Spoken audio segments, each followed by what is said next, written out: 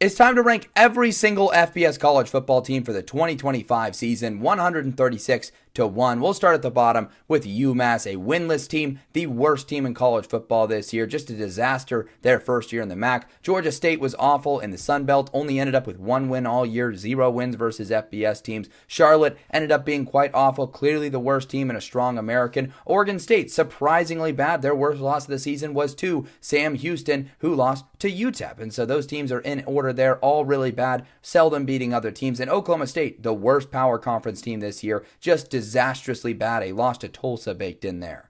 Getting into the top 130, we had Colorado State, who had a disastrously bad year their last season in the Mountain West, and Northern Illinois, who was awful their last season in the MAC before moving to the Mountain West. Louisiana Monroe had a promising start, but quickly was realized as one of the worst teams in the Sun Belt. New Mexico State also kind of had their season go the same way, just finishing on a disastrous losing streak. And then Middle Tennessee was winless for the majority of the year. They popped off a couple of wins towards the end to make them somewhat respectable.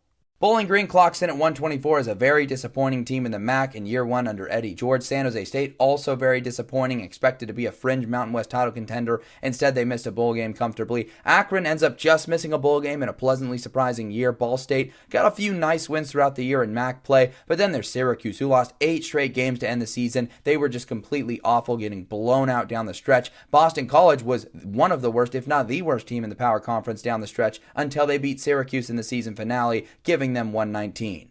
Climbing up to 118, we've got UAB and Tulsa on this list. A couple of teams that weren't good but had some redeeming wins that boost them up, like UAB's win over Memphis, Tulsa's win at Oklahoma State. Wyoming was a bad team in the Mountain West with a few respectable wins that get them here. The same can be said about Liberty, who looked better on paper but just couldn't find a way to win those close games throughout the year. Eastern Michigan nearly snuck into a bowl game at the end of the year, but ultimately was a disappointment. And then Purdue ended up not producing a Big Ten win, but once again an extremely difficult schedule that they face this year.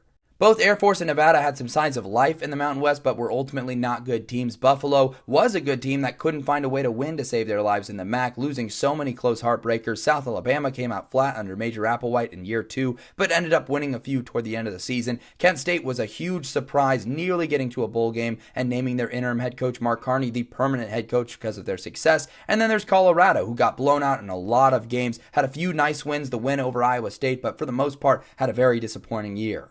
Rounding out the list, you've got FAU and Rice, who were both decent in the American, just couldn't win against that top tier. FIU was great in the CUSA and made a bowl game. Stanford's disease took over as they won several games they probably shouldn't have that boost them up this list. Central Michigan was physical and solid in the MAC, and Delaware made a bowl in their first season as an FBS team. Go ahead and like for the next part where we will get into the top 100.